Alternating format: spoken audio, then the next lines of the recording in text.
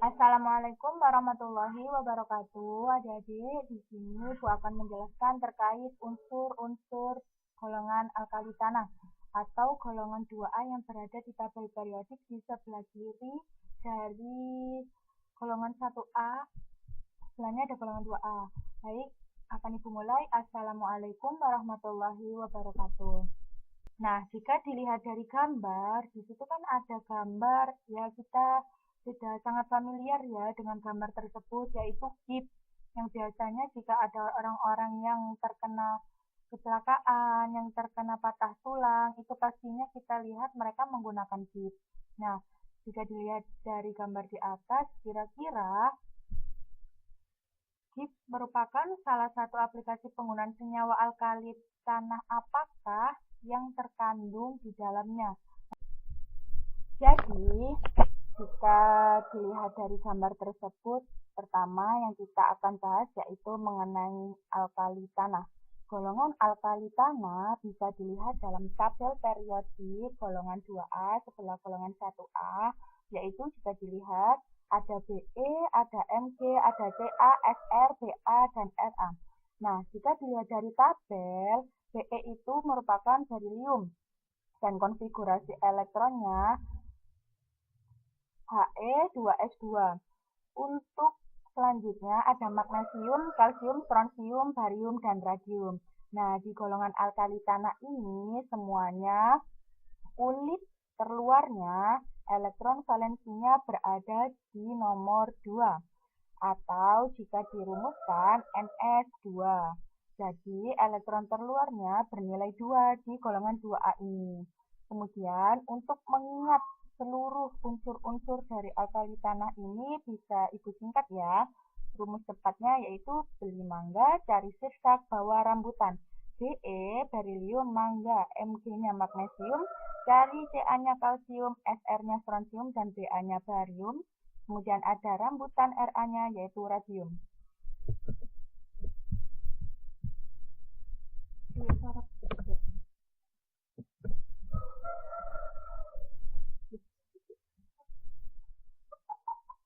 Kemudian jika dilihat dari persamaannya alkali tanah dan alkali, yaitu sama-sama logam yang sifat fisiknya itu sama-sama mengkilat dan bisa menjadi konduktor yang baik. Perbedaannya hanya letaknya jika di tabel periodik alkali berada di golongan 1A dan alkali tanah berada di golongan 2A. Bisa dilihat dalam PowerPoint, unsur-unsurnya untuk 1A ada di sebelah kiri dan 2A ada di sebelah kanan. Kemudian untuk perbedaan sifat fisik secara khususnya logam alkali dengan alkali tanah yaitu bisa dilihat dari PowerPoint-nya. Ada gambar antara golongan 1A dengan 2A. Yang pertama yaitu titik lelehnya. Untuk titik leleh alkali tanah itu lebih rendah dibandingkan logam transisi. Tetapi jika dibandingkan dengan golongan 1A, titik lelehnya jauh lebih tinggi mencapai 5-7 kali dari logam alkali pada periode yang sama. Bisa dilihat dari yang ibu kotakin merah yaitu ada Na dan Mg. Salah satu contohnya logam Na. Titik lelehnya 97,9 derajat Celcius. Sedangkan magnesium titik lelehnya sebesar 650 derajat Celcius. Membuktikan bahwa titik leleh alkali tanah jauh lebih tinggi daripada logam alkali, walaupun periodenya sama. Kemudian, untuk perbedaan sifat fisik yang kedua yaitu alkali sendiri elektron terakhirnya, elektron valensinya berada di nilai 1. Untuk alkali tanah, elektron valensinya 2. Alkali, kerapatan elektronnya jauh lebih rendah dibandingkan dengan alkali tanah yang kerapatan elektronnya jauh lebih tinggi. Kemudian ada sifat fisik selanjutnya yaitu alkali tanah lebih keras daripada logam alkali. Dan massa jenis alkali tanah melebihi logam alkali. Untuk sifat kimianya sendiri, logam alkali tanah itu diantaranya yang pertama ada susunan elektronnya yang tidak stabil. Karena di logam alkali tanah adalah elektron kulit terluarnya adalah 2 sehingga memiliki beberapa dampak kimianya. Yang pertama, susunan elektronnya tidak stabil. Jika dilihat dari gambar, ada contoh yaitu gambar Mg menjadi Mg2+ karena logam alkali tanah sangat mudah melepaskan elektron, membentuk ion positif 2. Kemudian, untuk sifat yang kedua ada energi ionisasi yang rendah. Jadi jika semakin rendah semakin reaktif.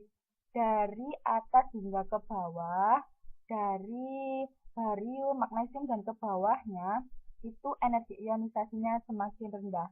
Tetapi jika semakin ke atas akan semakin tinggi. Kemudian bersifat reaktif, dan yang keempat akan mustahil ditemukan di alam bebas. Sama dengan golongan 1A, golongan 2A, atau alkali tanah ini sangat mustahil ditemukan di alam bebas. Tetapi perbedaannya dengan golongan alkali tanah memiliki keistimewaan tambahan, yakni jika dibakar dapat menimbulkan warna-warna tertentu setiap unsurnya. Nah, ini salah satu contoh dari pembakaran alkali tanah, yaitu magnesium. Jika dibakar, maka akan menghasilkan warna nyala putih terang walaupun tidak eksklusif. Pemanfaatannya biasanya sebagai bahan dasar pembuatan kembang api yang muncul warna putih. Kemudian di sini ada salah satu sifat kimia alkali tanah yaitu berilium misalnya. Tidak bereaksi dengan air sama sekali karena energi ionisasi Be-nya relatif tinggi. Kemudian energi pembentukan BeOH2 ini basa kuat lebih tinggi dari energi ionisasi Be.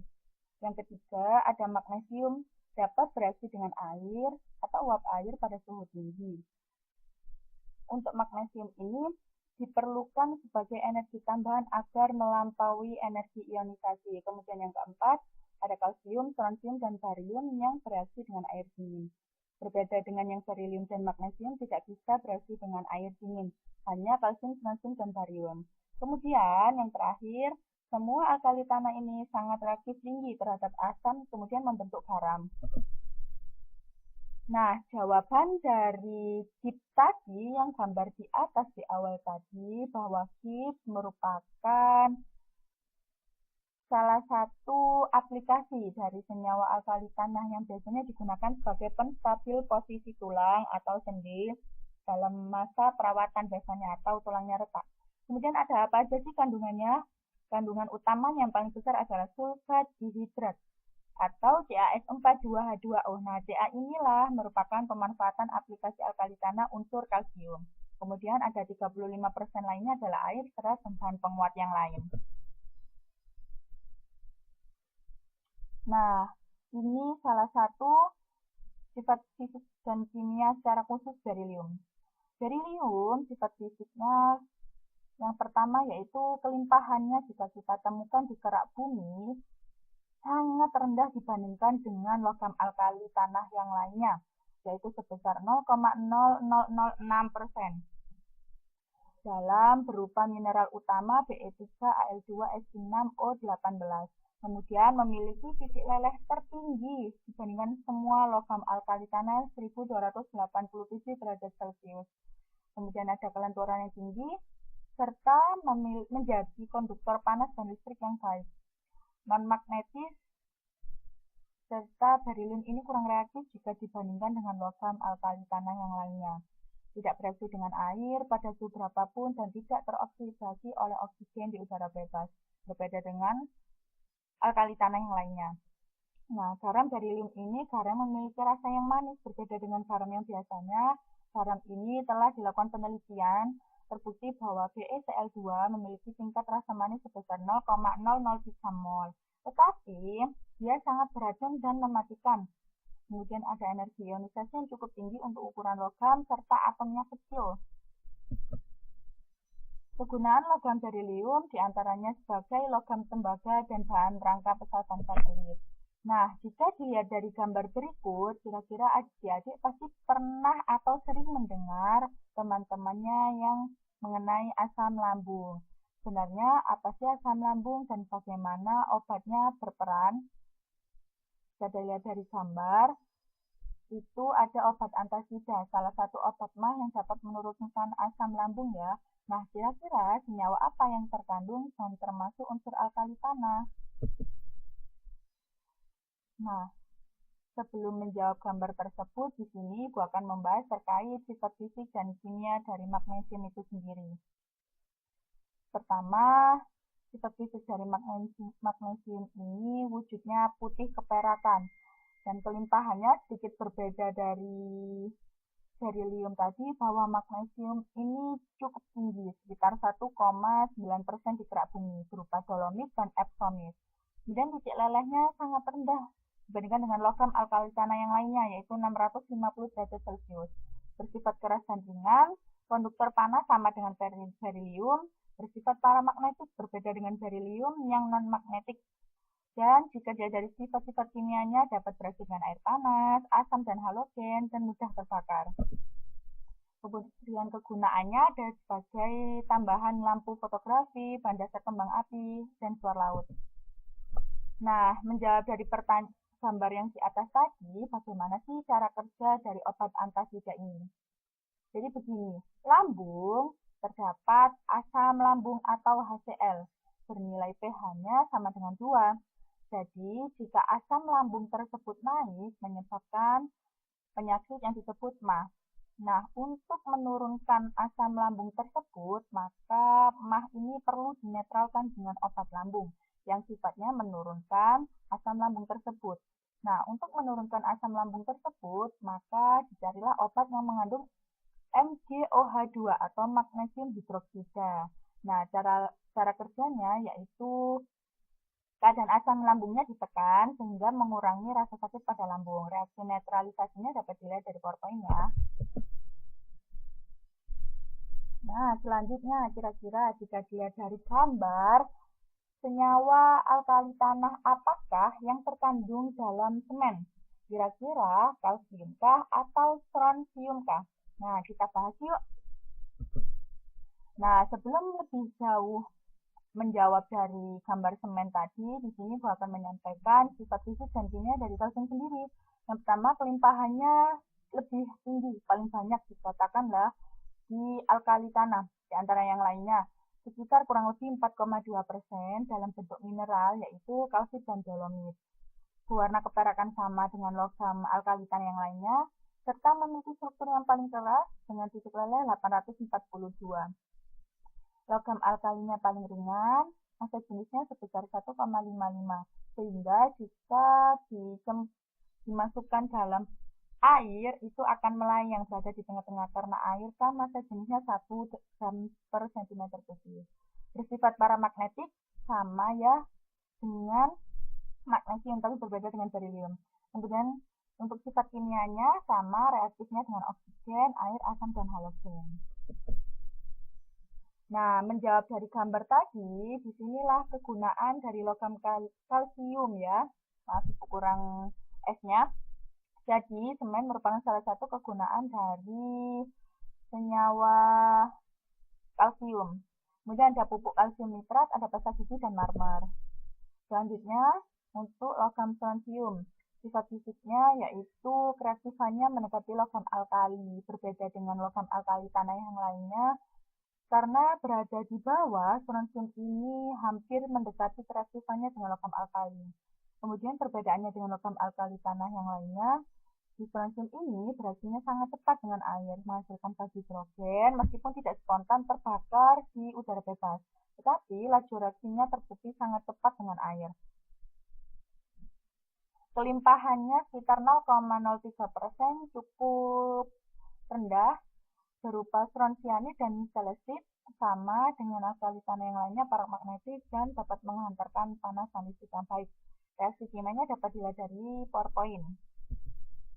Nah, kegunaannya yang pertama sebagai bahan dasar pembuatan layar televisi berupa media visual, yang kedua menyerap radiasi sinar X yang dihasilkan di televisi berupa media visual. Tetapi perbedaannya dengan yang kalsium karena harganya jauh lebih mahal daripada kalsium sehingga jarang digunakan di berbagai dunia industri manapun, entah itu industri media, industri pembangunan, itu jarang sekali digunakan.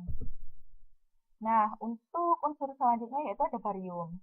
Sifat fisiknya sendiri, kelimpahannya hampir sama, cukup rendah dengan strontium, yakni 0,0425% berupa BAS4. Tetapi perbedaannya, dia tidak hanya dapat ditemukan di kerak bumi, melainkan bisa ditemukan di air laut. Sama dengan alkali tanah yang lainnya, berwarna keperakan, memiliki titik leleh 727 derajat Celcius. Kemudian di sini yaitu terbukti barium, yakni logam alkali tanah yang paling keras dan berat massa jenisnya sangat tinggi, 3,59 gram per cm kubik. Berbeda dengan logam alkali tanah yang lainnya. Kemudian sama dengan alkali tanah yang lainnya sebagai konduktor yang baik. Kemudian perbedaannya pun ada garam barium itu bersifat beracun dan mematikan.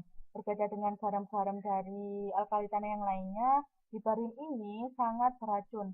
Penelitinya pun hampir meninggal dikarenakan penelitian yang dilakukan. Kemudian untuk sifat kimia barium sendiri bisa dilihat yaitu bisa reaksi dengan oksigen, air, asam, dan halogen. Kegunaannya salah satunya sebagai bahan dasar pembuatan kembang api. Kemudian untuk unsur radium, sifat fisiknya yaitu satu-satunya alkali tanah yang bersifat radioaktif, bahkan lebih radioaktif daripada uranium yang terkenal sangat bersifat radioaktif. Radium terkenal sangat radioaktif berdasarkan aktivitas radioaktivitasnya. Untuk sifat kimianya tidak memiliki secara spesifik, karena radium sendiri ketika ditemukan pertama kali oleh Maria Curie pada tahun 1898 dengan cara mengisolasi dari mineral uraninit. Kemudian dikembangkan lagi pada tahun 1911, uranium ini dielektrolisis dari garam radium klorida murni. Karena tingkat radioaktifnya sangat tinggi, sehingga Maria Curie pun meninggal terkena paparan dari logam radium ini. Nah, untuk kegunaannya dari radium sendiri sangat bermanfaat, yaitu salah satunya jika pada jam tangan ada cahayanya, di situ terdapat unsur radiumnya. Kemudian bisa digunakan sebagai instrumen pesawat, tetapi untuk zaman modern saat ini sebagian sudah digantikan oleh kobalt. Kemudian, yang ketiga ini sebagai sumber neutron, dimanfaatkan dalam pembangkit listrik nuklir. Campuran antara radium dan berium ini sebagai sumber utama penghasil neutronnya di dalam pembangkit listrik tenaga nuklir. Baik, terima kasih Ibu sampaikan. Kurang lebihnya mohon maaf. Wassalamualaikum warahmatullahi wabarakatuh.